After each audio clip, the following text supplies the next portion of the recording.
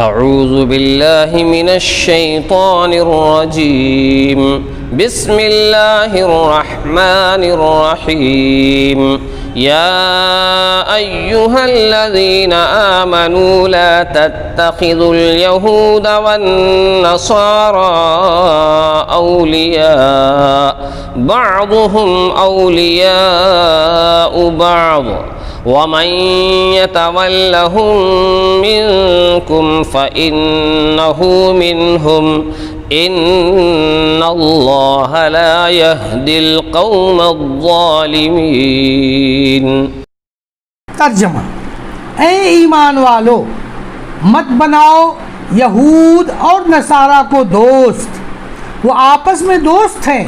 ایک دوسرے کے، اور جو کوئی تم میں سے دوستی کرے ان سے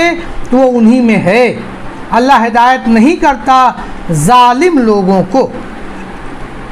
خلاصہ: مذکورہ آیت میں 3 اہم اصولی مضامین کا بیان ہے جو مسلمانوں کی اجتماعی اور ملی وحدت و شیرازہ بندی کی بنیادی اصول ہیں۔ اول یہ کہ مسلمان غیر مسلم سے رواداری، ہمدردی، خیر خواہی، عدل و انصاف اور احسان و سلوک سب کچھ کر سکتے ہیں، اور ایسا کرنا چاہیے کہ ان کو اس کی تعلیم دی گئی ہے، لیکن ان سے ایسی گہری دوستی اور خلط ملط جس سے اسلام کے امتیازی نشانات بڑ ہو جائیں، اس کی اجازت نہیں۔ یہی وہ مسئلہ ہے جو ترک موالات کے نام سے معروف ہے۔ دوسرا مضمون یہ ہے کہ اگر کسی وقت کسی جگہ مسلمان اسی بنیادی اصول سے ہٹ کر غیر مسلموں سے ایسا خلط ملط کر لیں تو یہ نہ سمجھیں کہ اس سے اسلام کو کوئی گزند اور نقصان پہنچے گا، کیونکہ اسلام کی حفاظت اور بقا کی ذمہ داری حق تعالیٰ نے لی ہے، اس کو کوئی نہیں مٹا سکتا۔ اگر کوئی قوم بر جائے اور حدود شریعہ کو توڑ کر فرض کر لو کہ اسلام ہی کو چھوڑ بیٹھے تو اللہ تعالیٰ کسی دوسری قوم کو کھڑا کر دیں گے جو اسلام کے اصول و قانون کو قائم کرے۔ تیسرا مضمون یہ ہے کہ جب ایک طرف منفی پہلو معلوم ہو گیا تو مسلمان کی گہری دوستی تو صرف اللہ تعالیٰ اور اس کے رسول صلی اللہ علیہ وسلم اور ان پر ایمان لانے والوں ہی کے ساتھ ہو سکتی ہے۔ خلاصہ تفسیر: اے ایمان والو، تم منافقوں کی طرح یہود و نصارہ کو اپنا دوست مت بنانا، وہ خود ہی ایک دوسرے کے دوست ہیں، یعنی یہودی باہم اور نصرانی باہم۔ مطلب یہ ہے کہ دوستی ہوتی ہے مناسبت سے، سو ان میں باہم تو مناسبت ہے، مگر تم میں اور ان میں کیا مناسبت؟ اور جب جملہ مذکورہ سے معلوم ہوا کہ دوستی ہوتی ہے تناسب سے، تو جو شخص تم میں سے ان کے ساتھ دوستی کرے گا بے شک وہ کسی خاص مناسبت کے اعتبار سے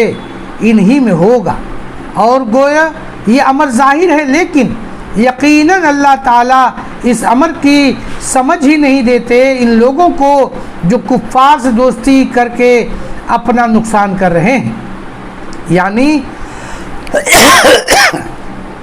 دوستی میں منہمک ہونے کی وجہ سے یہ بات ان کی سمجھ میں نہیں آتی، اور چونکہ ایسے لوگ اس امر کو نہیں سمجھتے۔ معارف و مسائل: اس آیت میں مسلمانوں کو حکم دیا گیا ہے کہ وہ یہود و نصارہ سے موالات یعنی گہری دوستی نہ کریں، جیسا کہ عام غیر مسلموں کا اور یہود و نصارہ کا خود یہی دستور ہے کہ وہ گہری دوستی کو صرف اپنی قوم کے لیے مخصوص رکھتے ہیں، مسلمانوں سے یہ معلوم نہیں کرتے۔ پھر اگر کسی مسلمان نے ان کے خلاف ورزی کر کے کسی یہودی یا نصرانی سے گہری دوستی کر لی تو وہ اسلام کے نظر میں بجائے مسلمان کے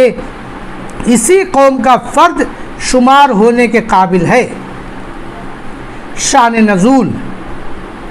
امام تفسیر ابن جریر نے بروایت اکرمہ رضی اللہ عنہ بیان فرمایا ہے کہ یہ آیت خاص موقع میں نازل ہوئی، وہ یہ رسول کریم صلی اللہ علیہ وسلم نے مدینہ طیبہ میں تشریف فرما ہونے کے بعد جب ان اطراف کے یہود و نصارہ سے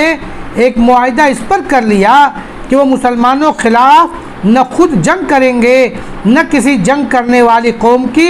امداد کریں گے، بلکہ مسلمانوں کے ساتھ مل کر اس کا مقابلہ کریں گے، اسی طرح مسلمان ان لوگوں سے جنگ کریں گے نہ ان کے خلاف کسی قوم کی امداد کریں گے بلکہ مخالف کا مقابلہ کریں گے۔ کچھ عرصے تک یہ معاہدہ جانبین سے قائم رہا، لیکن یہودی اپنی سازشی فطرت اور اسلام دشمنی طبیعت کی وجہ سے اس معاہدے پر زیادہ قائم نہ رہ سکے اور مسلمانوں کے خلاف مشرکین مکہ سے سفارش کر کے ان کو اپنے قلعے میں بلانے کے لیے خط لکھ دیا۔ رسول کریم صلی اللہ علیہ وسلم پر جب اس سازش کا انکشاف ہوا تو آپ صلی اللہ علیہ وسلم نے ان کے مقابلے کے لیے ایک دستہ مجاہدین کا بھیج دیا۔ بنو قریظہ کے یہ یہودی ایک طرف تو مشرکین مکہ سے یہ سازش کر رہے تھے اور دوسری طرف مسلمانوں میں گھسے ہوئے بہت سے مسلمانوں سے دوستی کے معاہدے کیے ہوئے تھے اور اسی طرح مسلمانوں کے خلاف مشرکین کے لیے جاسوسی کا کام دیتے تھے۔ اس لیے آیت مذکورہ نازل ہوئی جس نے مسلمانوں کو یہود و نصارہ کی گہری دوستی سے روک دیا تاکہ مسلمانوں خاص خبریں معلوم نہ کر سکیں۔ اس وقت بعض صحابہ کرام حضرت عبادہ بن صامت وغیرہ نے تو کھلے طور پر ان لوگوں سے اپنا معاہدہ ختم اور ترک موالات کا اعلان کر دیا، اور بعض لوگ جو منافقانہ طور پر مسلمانوں سے ملے ہوئے تھے یا ابھی ایمان ان کے دلوں میں رچا نہیں تھا، ان لوگوں سے قطع تعلق کر دینے میں یہ خطرات محسوس کرتے تھے کہ ممکن ہے کہ مشرکین و یہود کی سازش کامیاب ہو جائے اور مسلمان مغلوب ہو جائیں، تو ہمیں ان لوگوں سے بھی ایسا معاملہ رکھنا چاہیے کہ اس وقت ہمارے لیے مصیبت نہ ہو جائے۔ عبداللہ بن ابی بن سلول نے اسی بنا پر کہا کہ ان لوگوں سے قطع تعلق میں تو مجھے خطرہ ہے، اس لیے ایسا نہیں کر سکتا۔